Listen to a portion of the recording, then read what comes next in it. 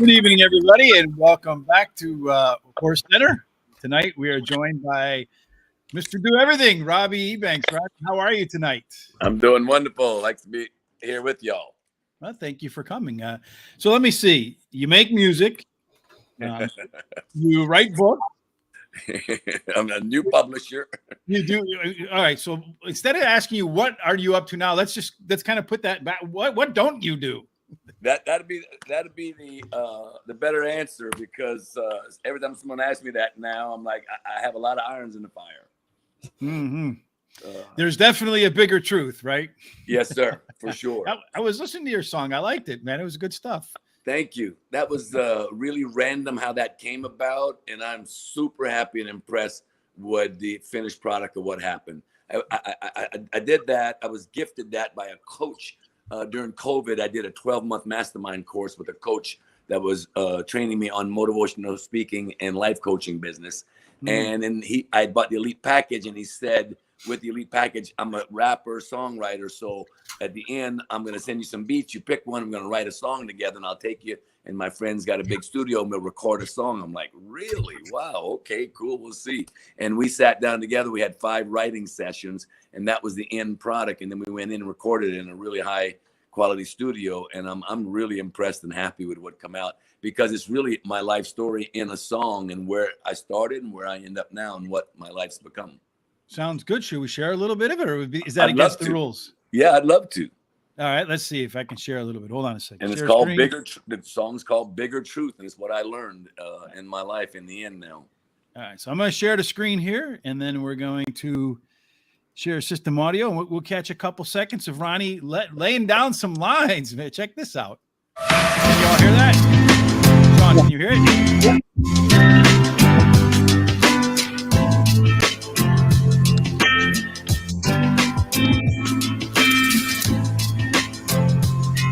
You want to do it live version with us now, Ronnie?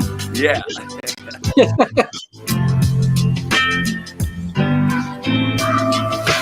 I was at the West Coast with my brain, staying in the South was causing me too much pain. Told my haters they couldn't hold me back. After learning my lessons, I backed myself. I told my mama if I stayed, I'd become insane. Couldn't end up on a farm like my friends picking deep inside of me. Told me I'd shine. How about that? That's catchy, man. Isn't it good, Sean? Yeah. Pretty cool. The message, the feedback I'm getting, people really enjoy it because they're hearing the message. In the end, what I say is what's really, you can get all the material things, all them bright lights, all that fame is really great, and you can go and get that. But when you get all that, you're going to find out that's not where it's really at. Where it's really at is doing something for someone else. That's where it's at. Giving back, so to speak. Giving back is where it's at. Correct. So part of your giving it back, you mentioned beforehand, is being the change agent. So let's give something back to a little bit of people right now from a motivational speaking point. What I would say to everyone, what I tell all of my my clients is the best love you can ever give is self-love. The best care you can ever do is self-care. If you put a routine together of rituals and good habits to start your day every day, your life can change just from that small 20 to 30 minutes a day. And that is doing some meditation, taking care of your mind, body, and soul. Some meditation, some exercise, and great nutrition. If you focus on some well-being, everything in your life will start to improve and come to another level. That's what changed my life when I really figured that out and realized that it just doesn't happen. Exercise, it helps you in so many ways. It helps your mental, it helps your physical. The nutrition does the same thing. If you got bad nutrition, your nerves, your anxiety, all that, I don't know what anxiety is. I don't have that in my life because I take care of myself mentally and emotionally and physically. So I handle every day and I handle obstacles and challenges in a much different way than most people. So that's what I would recommend and say to everyone. You get a routine, a ritual that you do in the morning, 3 or 4 things. Do some meditation, do some journaling, do some exercise, and eat well. And that's a great start in itself right there. That sounds like, from what I read about you, basically how you kind of got into horse racing. You went from, let's start, you were born and lived in the Virgin Islands, right? The Cayman Islands, yes, sir. Cayman Islands. U.S. at 6. And then you come to the swamps of Louisiana, man. That had to be a hell of a culture shock. Unbelievable. From living in the ocean in the Caribbean to first Oklahoma, Sallisaw, Oklahoma, and then through Texas and Alabama until 12, we settled in this little town of Erath down in the bayou. And it was just like, man, it was kind of, fish out of water for sure. But then at 12, I ventured down the road a few houses down and met a kid, and his dad had 4 horses in the back, and he had to go help him clean the stalls. And I jumped in to help him. And, that was the story, the story started. And the guy offered me a job the second day for $40 a week. I didn't see $40 a year. My family, we were poor. We had 5 boys. So that changed my life. And then I fell in love and passion about it. And the next thing you know, here I am chasing a dream to be a jockey. And this guy supporting me and helping me. And sure enough, 2 years later, I'm leading rider at 15 years old at Delta Downs. It was a dream come true, and it's just a roller coaster of a great life that I got to lead since. So of all the things that you've done so far, jockey, motivational speaker, hip hop artist, poker player, which one do you like the most and why? I had an amazing 30-year career as I'd say a jockey, because they can never trade that experience. At 15 years old, getting to leave home with leading rider, 2 pockets full of money, a brand new car, all this fame, winning a horse race. There's no greater high in the world one can get than crossing the line on a cheap race or a big race. It doesn't matter. Winning, nothing replaces that. So for 7 years, getting to be a professional jockey and winning almost 1,000 races total between the 10 years I rode, it was a life that if that ended after them 10 years, my life would have been amazing. So that would be the number one I say. But what I'll tell you is I've had 4 or 5 dreams come true, and I'm living my 6th dream is what I call it. So life has just been a blessing for me all along. Sounds like you've had cat's lives. You got 3 more to go. If you read my book, I was dead 3 times. There's no way I'm supposed to be here today for sure. Absolutely. I had 3 near deaths. That is a reason that I was kept around. And I found that out. And my true purpose is to help other people and change their lives. And I realized that's why it is in the end, because I know my energy, I've been gifted with this people skills and this connection with people and this energy to shift people and motivate and bring joy to people. And that's been all my life, really. So I really found that out a few years ago, that my true purpose was to motivational speak, life coach. So that's where my real passion is going to lie in my future. You said 3 near-death experience. Any real scares as a jockey? One, I had a run really bad spill in Detroit. I was leading rider and I was on a horse. He was 6 in front going into the far turn on a bull ring, and he snapped his leg off. And when he did, he just catapulted me so quickly out of the saddle into the ground. And I hit just barely getting over it. I jarred my back. I had 4 compression fractures, but the blessing was I landed about 6 inches right under the rail. If I'd have been 6 inches the other way, the whole pack would have never missed me, and 10 horses would have trampled me. So who knows what would have happened. I was fortunate that the compression fractures, it didn't break my back, and I was back riding miraculously in 6 weeks, because I was leading rider by about 15 winners in front. I tried to get back to finish leading rider, but I was that lucky. As bad as the spill was, as close as it was, I escaped by just like, again, another life, a cat.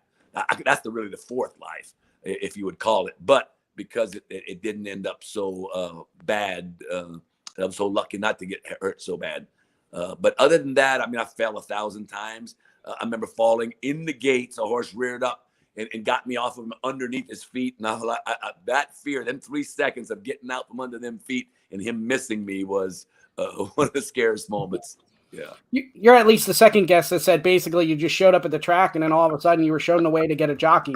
We get that question a lot to our Facebook page on how do I become a jockey? What would you say to those people? Go to the barn, find a farm, find a stable, and get a shank, get in the stall, learn how to clean a stall, learn how to walk a horse, learn how to groom a horse, start from the bottom, learn what it's about, and you show passion and interest and resilience around a barn. People will help you. You will get a leg up, but you got to start from the bottom. You can't go in, I'm going to be a jockey, and teach me to be a jockey. You got to go in and learn the ropes from the bottom. All the best that I know have, the ones that sustain big careers. They grew up in it, or they went into it and took them, however amount of time to. I was 2 years, in a year and a half in the stalls, grooming, everything before I ever got up on a horse. So it's possible for anyone. If you want it, the best thing would find a farm somewhere where you can go that has a track with horses that you'll end up one day on a horse with them helping you, I'm sure. If you were in charge of horse racing today, what would be some of the things you would do a little differently or try to promote the sport than where we are now? Wow, what a great question. I think the fans, we've run the fans off, with so much controversy around medications. I think, of course, the gambling, so many outfits of gambling, of different things, opportunities has pulled them so many away from us.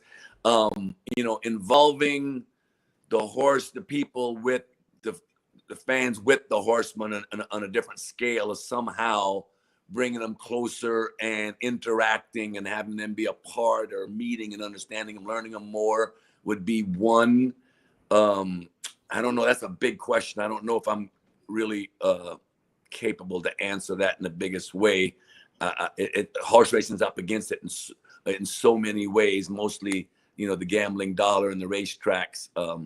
So I don't know. I love the game, and I hate to see it going where it's going. I think there's a little too many tracks, if they narrowed it down to a certain amount and the right amount, and did it a little better than they're doing it, I guess. Just treat the fans better. Now let's talk about your book. People should buy your book. What's in your book, and why should they buy it? Well, the only reason I wrote this book was by popular demand. Over about 10, 12 years during my heyday in Kentucky, I kept having people come up to me and saying, I'm a really character. I like to tell stories. I tell jokes. I'm a really good storyteller. And people started saying to me, man, you ought to write a book. And I just kind of laugh. It was funny. And then, you ought to write a book, and you ought to write a book. And I swear, one day I said, it must have already been 80 people say that. And I started keeping count. And somebody said, I said, you're 81. They said, what? I said, you're the 81st person.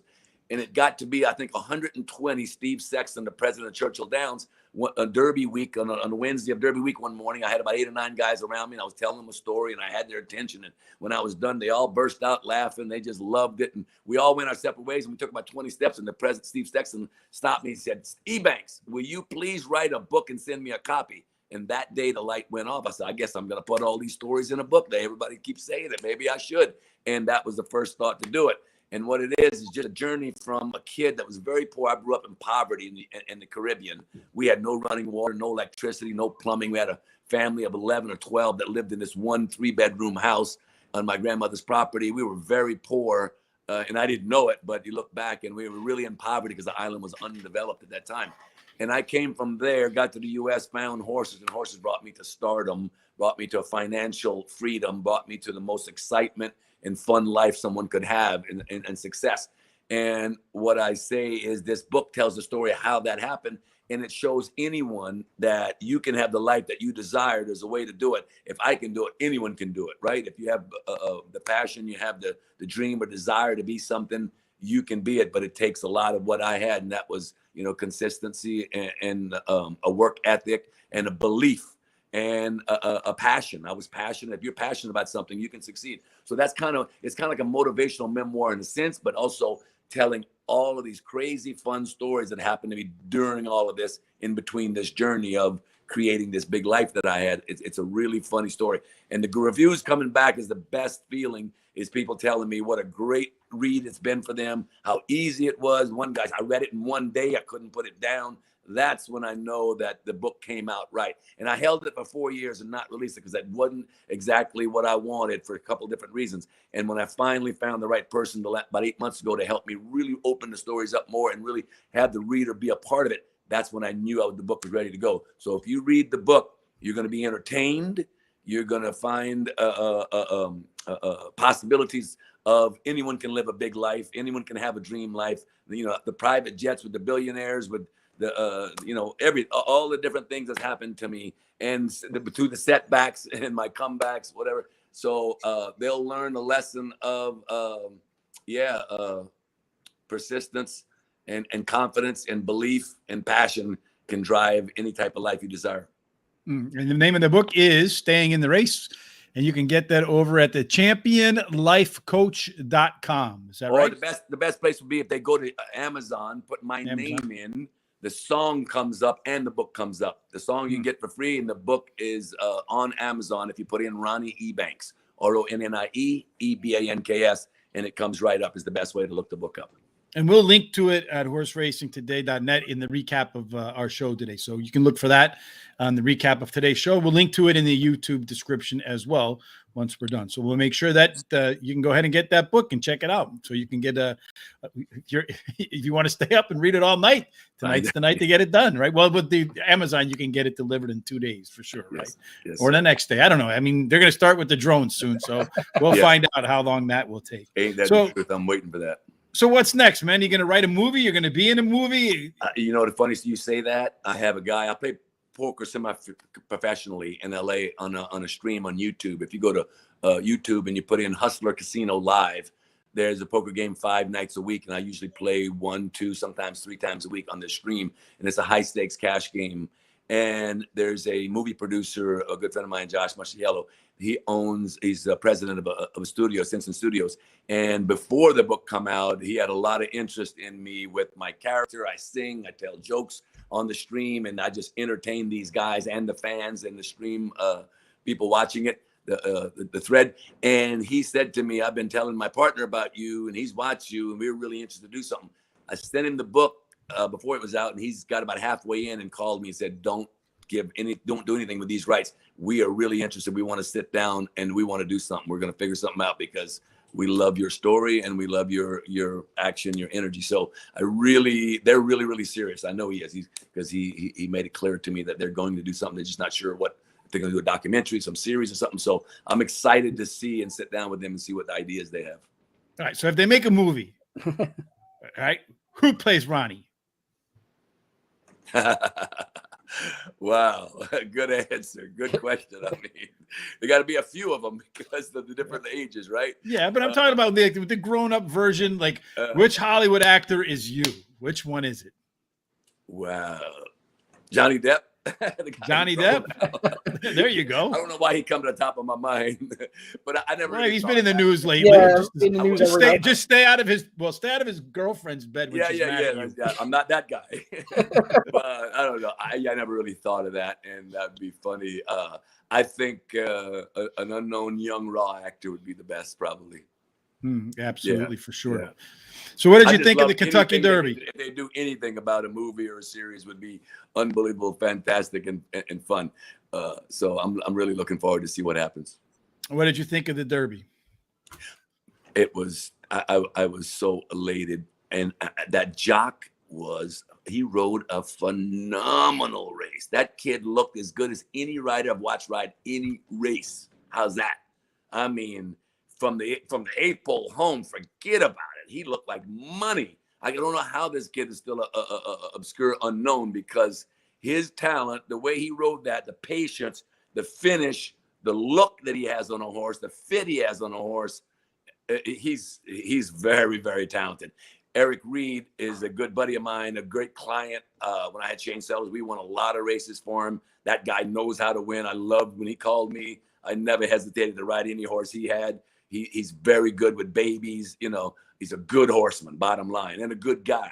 And I texted him right away. I hadn't talked to him in I don't know how many years, but he was the first. I texted him right away just to congratulate him, how happy I was. It's so great to see, a little guy like him in that jock that doesn't get the $1 million horses and then big opportunities show up and get it done, and drew in off the eligible, claim the horse. It's a Cinderella story. You talk about a movie, you talk about a book. That race, that horse, that guy, that jock, that's a book.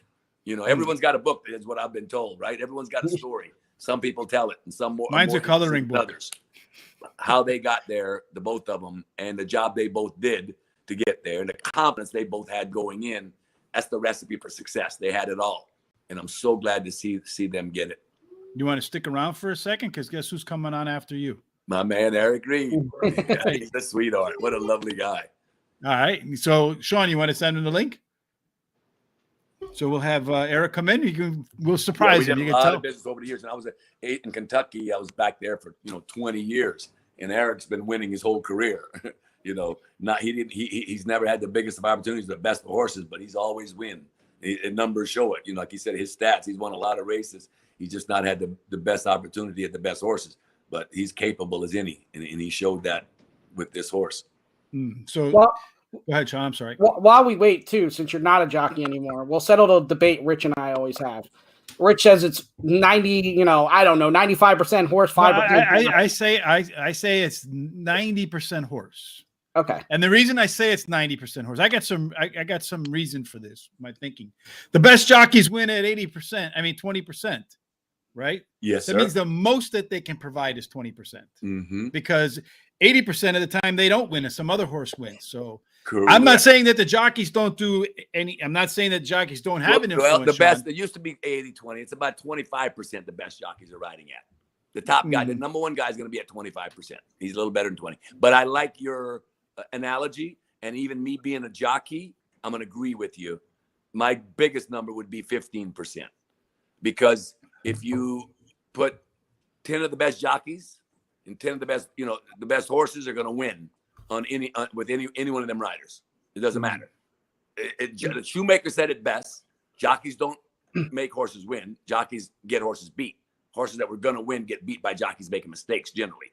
If a horse is going to win, you see the loose horses that are good, they always win, right? They never get stopped when they're without a jockey. We tend to think it's so much more us, because when you win, you feel like, I made this move, I made that move, but probably 9 out of 10 jocks would have made the same move. On the occasion, there's some jocks that jock outrode Rosario. Rosario moved from the 5/8 pole. He moved 3 different times. That jock was very cool. I never seen him get stopped. Rosario got stopped in the middle of the turn on the favorite. That was the difference.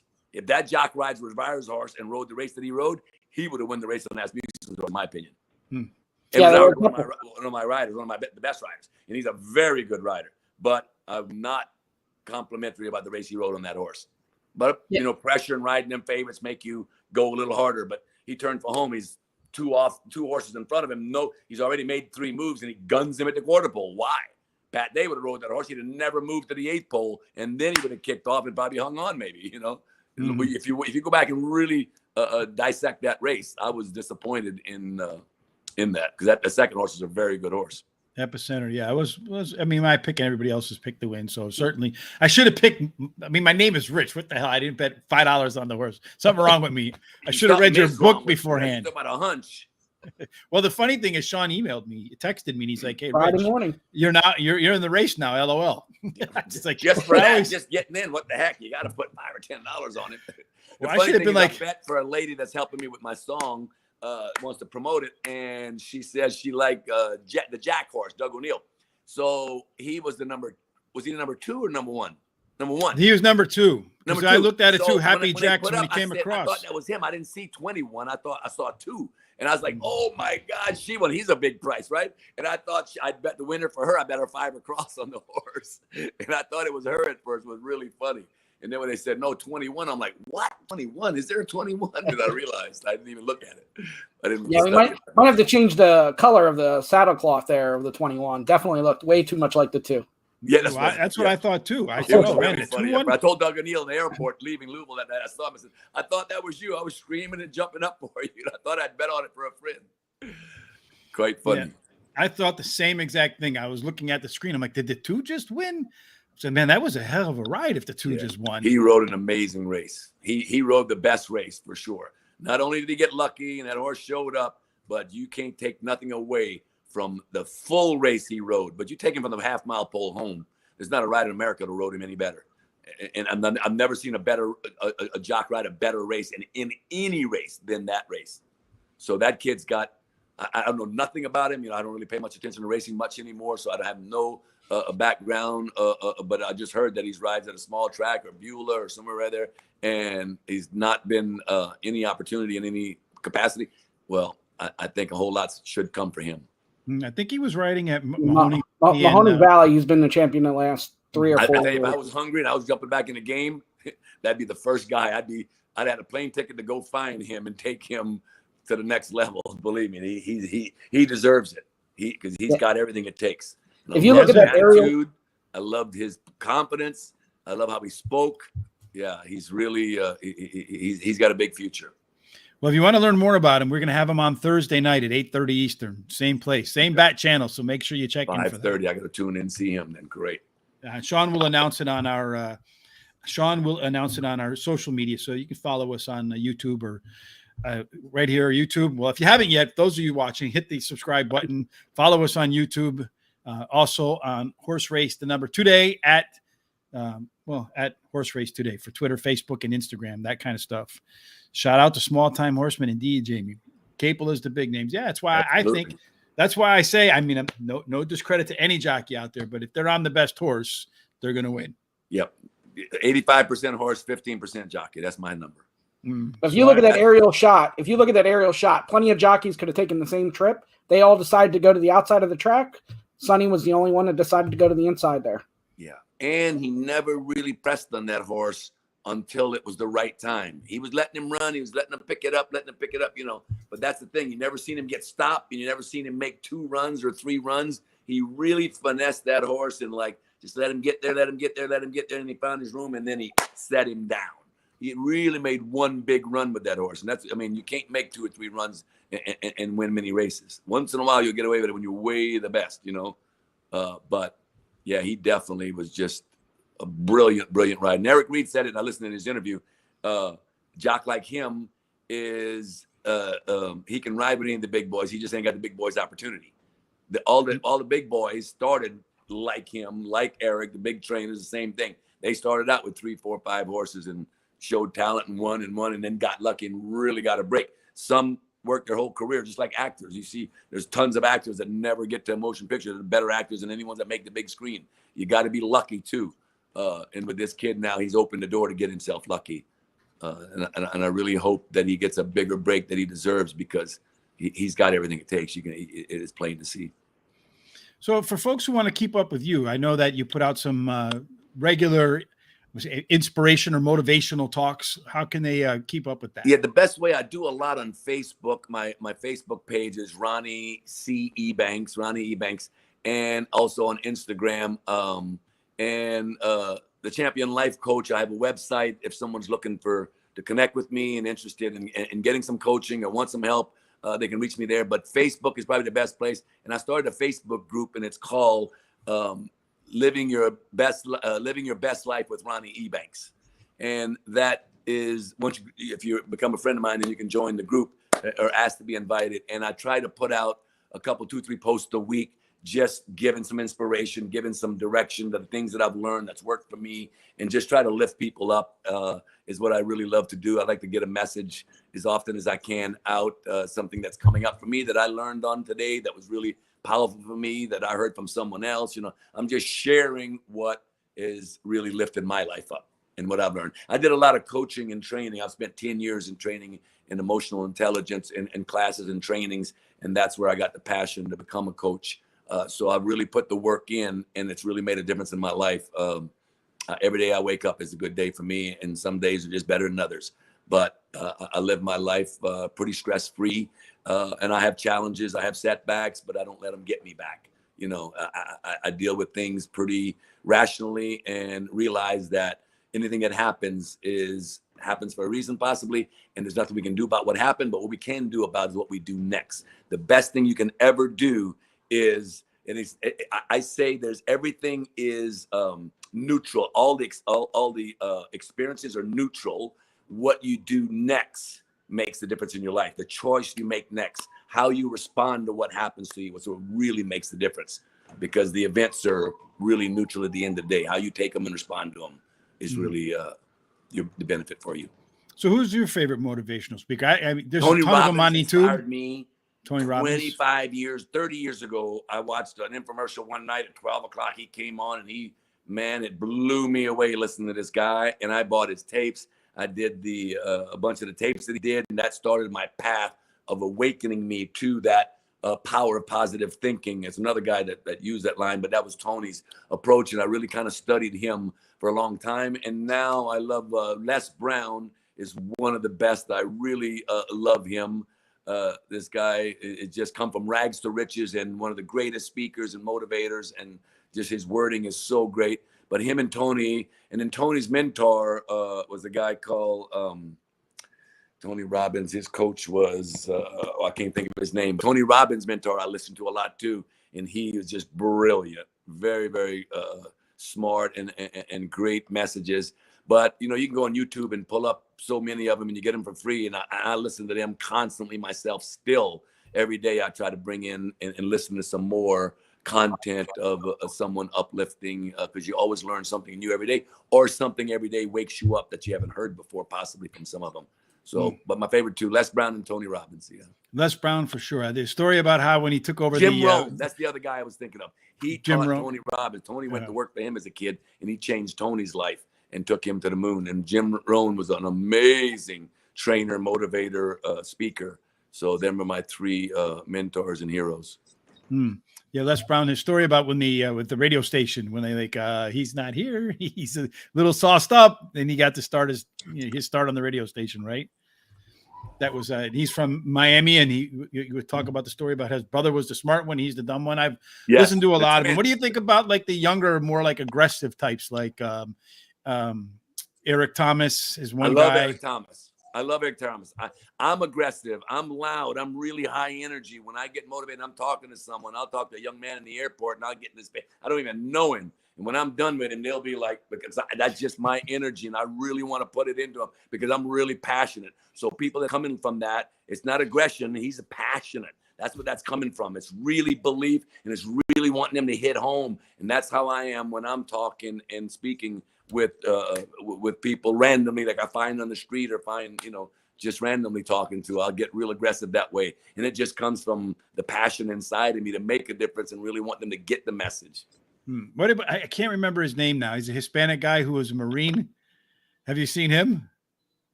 He's really hardcore. I can't remember his name. I know you're talking about. I know you know who I'm talking about because he's definitely a non-PC. So if you're PC, do not listen to him. You will be triggered. No room for bullshit. No. Exactly. That's probably his motto. If you want more in life, there's a way to get it, and it ain't in your comfort zone. Mm-hmm. You got to stretch. You got to be willing to put in the work. Just like anything, success never comes easy. And they say you want to get lucky. You know what the definition of luck is? Luck is where preparation meets opportunity. If you're not preparing yourself, you're never going to reach the big goals. Just like that kid that won the Derby. He's been preparing himself for a long time. The way he rides, the way he speaks, his attitude, his energy, it shows. It didn't just happen a year ago to decide to be great or to make it one day. And he believed. Like he said, I read something today about him on Twitter. He put up a post. It was a beautiful post on Twitter. I was so proud of him because it's just the energy of where I'm coming from about believing in yourself and you're believing in dream and then going after it. There's so many things you got to do to be successful, but it starts with belief in yourself. If you want to achieve, you got to believe. Absolutely, for sure. I personally been reading up a lot about what the hell is it called? I can't. My brain sometimes. I'm a little bit older, but me too. With the law of attraction, that's the one I'm talking about, right? I lived my life by the law of attraction. When I woke up to that 12 years ago, it was the change of my life. Everything in life is energy. If you read, it's scientifically proven. It's 0.1% is matter. 99.9% is energy. Energy controls the universe. That's why this axle is spinning. So it's the same thing. The law of attraction. What you put out will come back.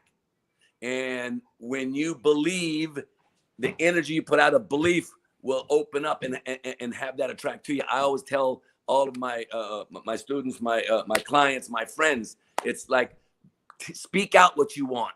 3 years ago, I'm walking down the beach in the morning by myself, telling the universe what I want to happen, where I need help at, what I'll do when I get it. You can't be looking to just get either.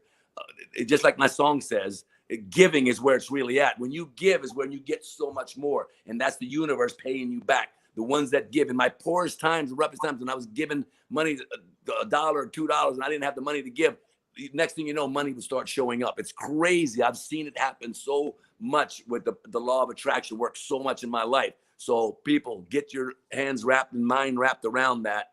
It's about the energy, and what you put out will come back to you. Absolutely, for sure. Well, I don't know that Eric's going to be coming back to us anytime soon. I did talk to somebody they're getting a hold of him, and they'll call me back. I only had his email and Twitter, so he's got the link. Just got to reach him. Yeah, so we don't want to hold you any longer, Ronnie. We appreciate you coming on board. No problem. I'm glad to be on with y'all, and I enjoy it. And I love the game of racing. There's nothing better that happened for the game than that with them two guys and that owner. What a lovely guy. I love listening to his interview. I listened to it yesterday because I really didn't see. I was at the track all week in Louisville, and so I didn't get to see any of the coverage. And listening to their Derby after the Derby conference, it was so beautiful. Humble, gracious, just kind, small time guys, but that owner is just like whatever Eric says, I listen to my trainer. I believe in him. That's why I hired him. That's why he's that's why that owner's successful. That's why he got where he at. And he got lucky to have that horse because he's been putting out the right energy. Again, when we put them things out, the way we put it out is what comes back to us. And they were blessed, all the three of them. And I'm so happy to see that them are the guys that's representing our game at the face of the game right now, and the public is getting to see that. Good seeing you, Terry Houghton. Yeah, TD Terry Houghton, great riding rider. Today at Thistledowns, right, Terry? Yes, indeed. He rode back in Detroit with his family. He was a kid when I was there riding in Hazel Park. I was leading rider back in '85, I think. So fun, man. What a career. What racing has done for me and horses. It's just amazing. The joy, the fun, the entertainment, the travel, the people. Yeah, just beautiful. One big family is what we are. I never forget Roger Sutton had Craig Perrette, and he told me at Keeneland one day 25, 30 years ago, we were sitting out, and he's doing great with Perrette, and he said, I just walked out. He's out there by himself looking. He says, there's a whole new world waiting outside them gates for us. But everyone's staying inside these gates. It's all, it's just like one small little world inside these gates of the racing. Terry said he was a big fan of yours for sure. Absolutely. All right, Ronnie, we don't want to hold you any longer, my man. I'm sure you got stuff to do, videos to make, new songs to write, movies to star in, and some motivational speeches to give. So we certainly wish you the best of luck. And I really appreciate your time. I had a lot of fun talking with you tonight. I appreciate y'all having me on. Thank y'all both so much. And I wish y'all the best of luck. It's a great show, bringing it to the people. I'm looking forward to hearing Eric and hearing the rider, Leon. This is really beautiful. And I hope y'all continued success. Thank you. We appreciate it. Have a great night. I'm trying to speak it in the universe. You can believe that. You call it. Don't forget to put it out there, because the universe needs to know what you need to bring it to you. Mm-hmm. If you're not putting it down, if there's something in your life that you really desire and you really want, or you have needing help with, write it or speak it so the universe knows. That's the only way to get it. Then you can't have it guessing, otherwise you're just in circumstance. So have a purpose, a driven purpose about what you want, and put it out there. When you put it out there, it draws energy to it. That's what I say to everyone. So, yes. Well, we appreciate that, and that's certainly what I'm doing. So hopefully we draw more energy. Have a great night, Ronnie. Peace and love, everyone. Indeed. Have a great night. Thank you. Bye-bye. It's funny about that, Sean, is when I was in, they sent us to Dale Carnegie. Are you familiar with Dale Carnegie? No. So Dale Carnegie's like this leadership training course that like they put like salespeople through, or like managers and stuff through, and how to deal with people and incidents. And they can just, it's kind of like a personal development class. It's, I don't know, like 16 weeks or something like that. You go once a week for like 3 hours, and you go through like these different sort of like, I don't know how to say skits, but you do different things in the course of the class to learn how to interact with other people and how to present yourself in a certain way. So at the end, they have this list of books that they recommend you read. And so the gentleman who was giving the class wants to show of hands of who read what book. So he's going through all these books, like, the Power of Positive Thinking. Yeah. I read that. Flow, another, a book that no one's ever heard of. I wrote, how Think and Grow. I mean, you name it, all of the books, right? So he's calling out, and I'm raising my hand, and I'm looking around, like, so for some of the more popular books, like, Power of Positive Thinking, probably 3/4 of the class raised their hand. And he's going some more of the obscure books. I keep raising my hand, and I'm looking around, and it's just me right at this point now. And I'm thinking to myself, these people that are in this class with me are thinking one of two things, man. this dude is completely nuts and is going to jump off the building, or he's smart. There's no in between, right? And it turns out there probably is in between. Did they start chuckling as you were raising your hand? And I was raising it. It was after like about the third one where I started raising my hand by myself, where you can hear the murmuring in the classroom, which is why I was like, yeah. It got to the point where I was like, I don't think I'm going to raise my hand anymore. But I had read I don't know, they had like 20 books on there, and I had read like 15 of them. And I was thinking to myself, what I came out kind of out of reading all of those books, like Stephen Covey's 7 Habits of Highly Effective People. And, I've made references to some of those things in the shows where I've said like sharpen our saw and those sorts of things. And basically what I came out of learning from all of that is in essence, those people were writing their books and what helped them get to where they want to go. So the lesson I got out of that is each of us has to kind of, and I don't mean to do stuff on Ronnie's business here at all, but the lesson I got out of that was that you have to basically write your own book. You have to understand what it is that drives you. And once you understand what drives you, at that point in time, you can start to put out the map where you want to go. Until you know what drives you, you're kind of wandering around. Like the $1 million question for my son who's graduated from college: what are you gonna do with your life now? As he got probably 5-6 years ago too, every year. Sure as hell ain't gonna sit down on a couch. That ain't gonna happen, son. I always did hate that question in school, though. Yeah, well, I was convinced I was going to be a professional athlete, but I just didn't grow tall enough to play football, and I wrestled in high school and college. Thank you, Jamie. But I didn't. What am I going to do? Be WWE at 5'9", 165, 170 pounds? It just ain't going to happen. If they had the UFC back then, I might have thought about that, but that was so long ago. They didn't have anything like that. But anyway, Sean, so any word from Mr. Reed's camp? Not yet. No. Are we going to have to reschedule that probably? We might have to, or I can try to call back real quick. I mean, somebody did answer. We're getting a hold of them. This is what happens with live TV. Indeed. And I can imagine, he's under, I read that he was going to go fishing today, right? Oh. I would have to think that his life has probably changed in ways he may not have even been prepared for. Yeah. Right. So even, I don't know. We'll have to get this total from the jockey on Thursday, Sonny Leone.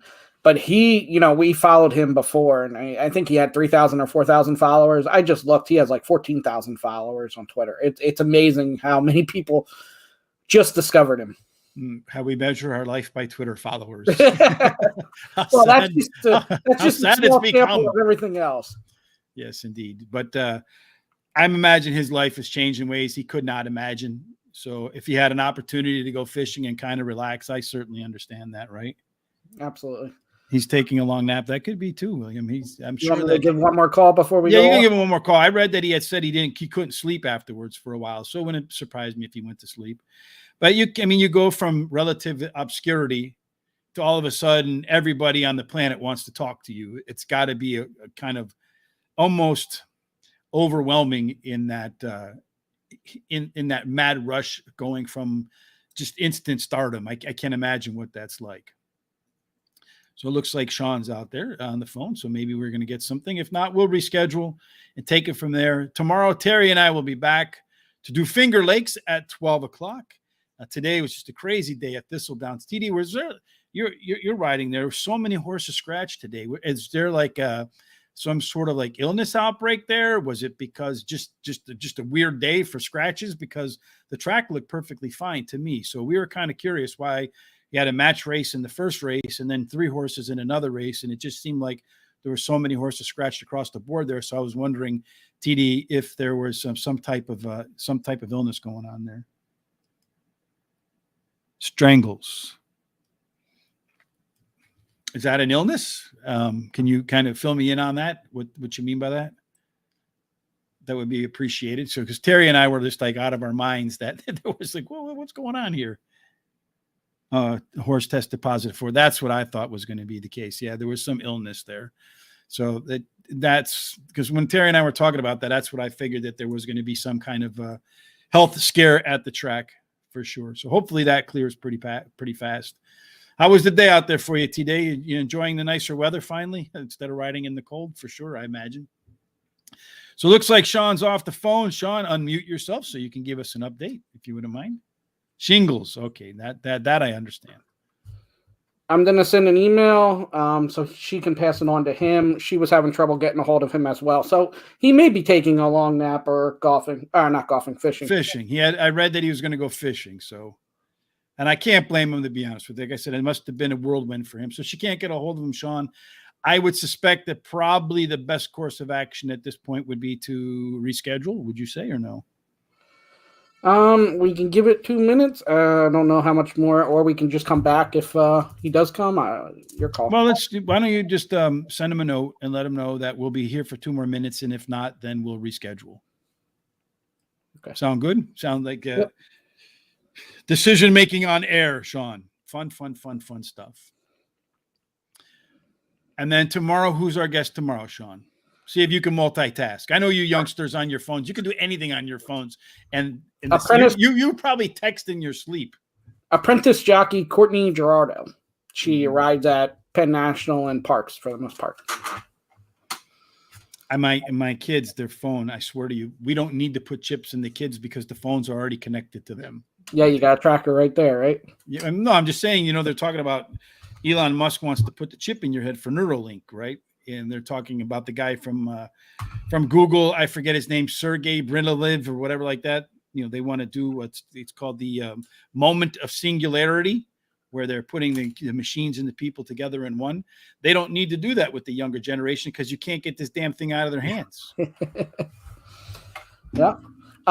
Next week I can go on too. On Monday we'll have jockey Andrew Wolfson on. Tuesday trainer Aaron West. And Wednesday, isn't that Batman? What's that? Isn't that old Batman? Old Batman. No, you ever watched it? I mean, in the old shows, I think his name was Adam West. Was West. It was the actor who played Batman. And then Wednesday we'll have one apprentice jockey Brianna Cup, who we had to reschedule. So next Wednesday, we will have her back on. Some of these technical difficulties that go along the way, for sure. And then Thursday night, anything in Mr. Producer? Do we have any guests for Thursday? No. We do not yet Thursday. All right. No. But we will be covering Belmont, some races for Belmont. Friday, Tom and I will be back to do the New Market, I believe is what Tom sent off to me for our Foreign Fridays. Saturday, Terry and I will clean up the stakes races that we don't cover on Thursday night. And then next week is Preakness week already, right? Yeah, how quick that comes. Who's William asking how many wins does she have? Is that Courtney? What do you mean by wings? He's asking, William's asking how many wins does she have, so I'm not sure. Who wins? Yeah. Oh, how many wins does she have? Yeah, I don't know. I thought you said wings. I'm like, wings? Most people would expect I'd say wings. I do eat a lot of wings. If he's talking about Courtney has 34 total wins. 34. Yeah, he's saying 30. He's asking who you're talking to for sure. Yeah. Courtney, 34 career wins out of 357 mounts and 5 this year out of 57 mounts. Yeah, it's about 10, a little under 10%. All right, Sean. So we'll give it another minute. In the meantime, I will link to all of to Ronnie's song, Ronnie's book in the description here on YouTube, as well as on horseracingtoday.net. Go check that out. If you like the way Rich looks in number one, funny today. So I live in Chicago, right, Sean? So it's a big city. And I went to the lake today with my dog because it's nice out to bring her to a dog lake because she's been stuck in the house all winter long. And the things that you have to think about in a city that you don't have to think about anywhere else. So I got the red HRT shirt on. I got the red hat on. Well, sometimes it can be dangerous in Chicago to go outside with red hat and red shirt on if you're in the wrong neighborhood, right? So I had to think about that. I left the hat in the car because I didn't want to be all decked out in red and be mistaken by somebody as maybe a rival member and have to deal with that at 55 years old. That would have been fun. But if you want to wear red number one, please head over to horseracingtoday.net. And a couple of people asked me about the shirt at the Dog Beach, so that was nice. But head over to horseracingtoday.net, pick up a shirt, support the show. We would appreciate that. Support the show again by giving us a thumbs up on Facebook or on YouTube. I want to say thank you to Jay Marco, Steve Goodrich, John Bodenbender, to Hillary. Thank you, Hillary. John Caravu, Robert Bryan, and Terry T.D. Houghton for the thumbs up on Facebook. We appreciate it. I can't see. I have to get so close to the computer screen. All right, Sean. Well, that'll take us wire to wire. We'll look to go ahead. What? I got a couple more things. We also have a link on Facebook and Twitter about Royce Sturgeon, our friend, Flying Cross Ranch. He's got a fundraiser for some of the kids. Getting helmets, cleats, whatever boots, whatever they got to get. There's a link on our page if anybody wants to help out with that. So here it is. I'll bring it up on the screen. So if you go to our Facebook page, you'll see right here. Roy's got the link there. Just click on it's https://go-rallyup.com/C/talk derby. So yes, please help him out. He's got a good kids camp up there in Calgary, right? Way up there in hockey country where it's probably still snowing. Well, when it was snowing here at 20 degrees, he would tell me how it was like -50 up there with, 5 times as much snow. So, yeah, I was definitely thankful I wasn't up there. The other thing we're working on is a little jockey wives, girlfriends roundtable that Jamie's putting together for us. So that'll be something to look forward to. Yes, we appreciate that, Jamie. Thank you for all the wonderful work you do for us. I thank you. We appreciate it. And hopefully when it goes live, you get a lot of folks who watch it and appreciate what the wives go through for jockeys. I can't imagine.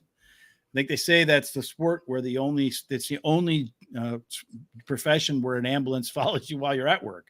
Right. So I can't imagine every time that you see a race and something happens, if you're not sure who it is, there's got to strike untold fear into your heart. That I imagine when I go by a cop too fast and you get that like hot sweat underneath where your hairline meets. I can't imagine what it must be like for a spouse when somebody falls off. I can tell you a couple of our guests, like David Cabrera when he just fell recently. That was really scary.